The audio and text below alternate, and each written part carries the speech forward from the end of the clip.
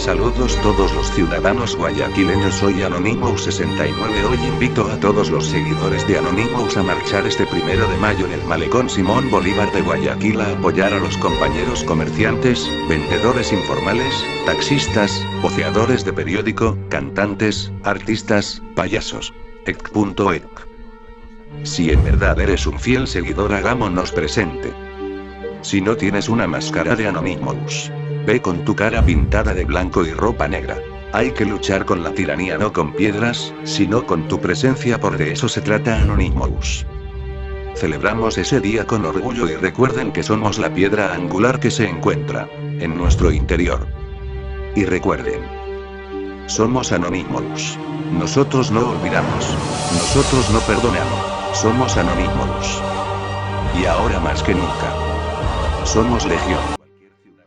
Consciousness. All that is, has been, and ever will be. There is nothing to fear. Whatever happens, we are always that. Mind fears, because it's programmed to fear. When we're conscious, there's no fear in this. It's a shake of the head. Pathetic.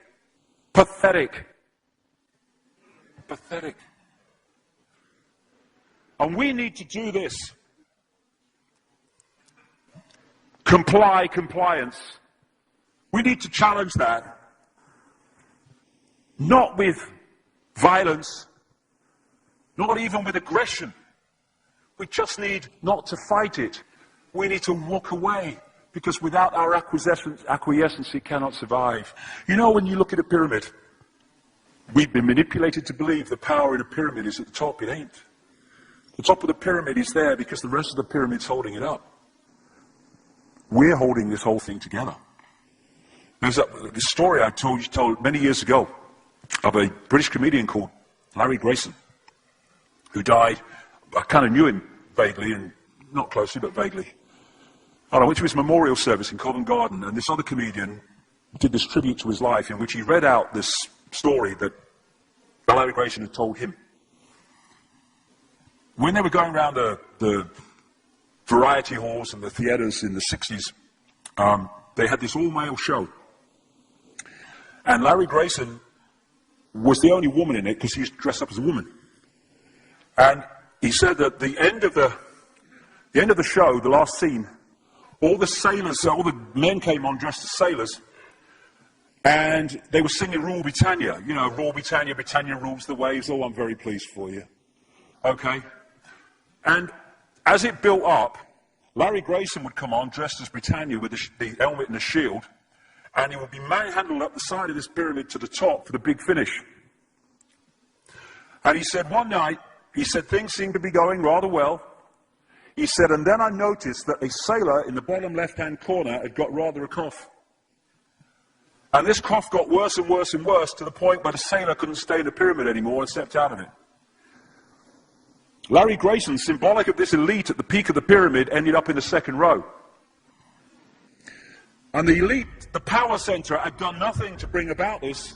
One sailor, the bottom of the pyramid, had got a cough. And the whole thing collapsed. And I listened to that and I thought, my God, yes, that's it. We, the powerless people, are holding the powerful people up there, and they know that. They're terrified of us realizing that. Do you remember that movie, animated movie, A Bug's Life? A Bug's Life with the grasshoppers? And what happened was, there was these ants, and Ant Island as they called it, and these grasshoppers used to come every year and take all the food, and the ants had to spend a whole year gathering the food together for the grasshoppers because they were terrified of the grasshoppers. There weren't many of these grasshoppers, and one day they're in their winter quarters in a tree, these grasshoppers, and they've got all the food they need, and someone suggested among the rank and file grasshoppers that they didn't need to go to Ant Island this year because they had all the food they needed. And then out came the leader of the grasshoppers to tell them the facts of life, and the few are going to control the many. It's a wonderful speech. If you ever can see that movie, A Bug's Life, I do recommend it. And he said, basically, they outnumber us 100 to 1. And if ever they figure that out, there goes our way of life. So we have to keep the pressure on, basically. We have to keep them working, so they don't figure out where the real power is.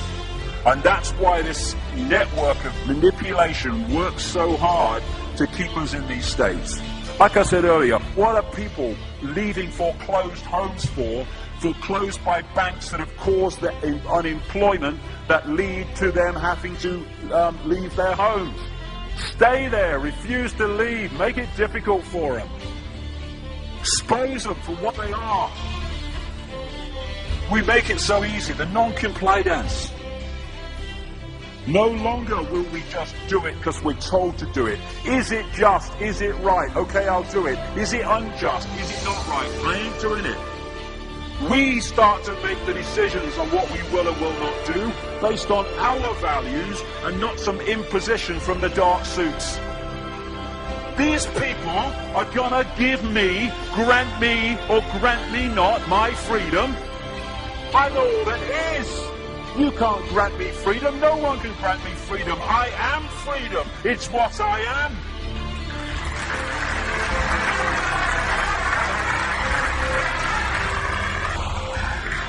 The big question, what would consciousness do?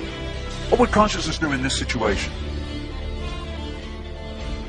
And when we ask that question, it really just changed the way we see the world. Not what would I do, mind, or frightened. What would consciousness do? You know, this is a great line. If it's not right, don't do it. If it's not true, don't say it. And what would transform this world overnight is if we started doing what we knew to be right in the situations we face, instead of what we think is right for us in the moment. Not what are the consequences for me, or what's the best thing for me, how do I get the best deal out of this? What is right? What is just in this situation? If we started making decisions based on that, the world would transform overnight. These are very simple things. If we want a world of peace, then we need to be peaceful. We don't need to fight for it. We just need to be peaceful, and we'll bring that about. If we want a world of kindness, we need to be kind, and then it will naturally unfold. We don't fight for kindness. As Martin Luther King said, it's a wonderful saying, piece of oratory. Cowardice asks the question, is it safe? Expediency asks the question, is it politic? Vanity asks the question, is it popular? But consciousness asks the question, is it right? And there comes a time when one must take a position that is neither safe, nor politic, nor popular, but one must take it because it is right. And when enough of us do that, what is right will manifest by definition. And we're in this position now where this vibrational change, this energetic change is taking place, where we can start cracking these eggshells, where we can start becoming the full magnitude of who we are, where we can be consciousness in the now, using mind to experience this reality instead of being governed by it, turning the key to let consciousness in. We're being offered this opportunity now. No longer can we say we didn't realize who we are, we didn't know we could do that. I was kind of waking up one day, and I saw this earth imprisoned, and I saw this big lock and a key going in and being turned. I went on the internet just very shortly afterwards. I was looking for a picture, not this one, and that's what I saw. The picture I'd just seen in my half kind of sleep. And that's what we're being offered the chance to do now, to turn the master key, called becoming conscious, that will bring an end to this. It's being given to us, we just need to take it. And to take it, we need to say enough. Enough of being enslaved by these people, enough of being enslaved by our manipulated ignorance, enough of being enslaved by the fear of being who we are.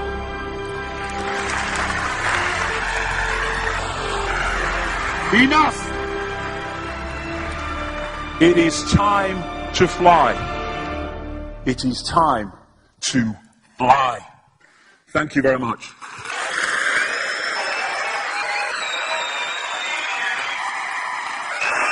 Thank you. Thank you very much. Thank you.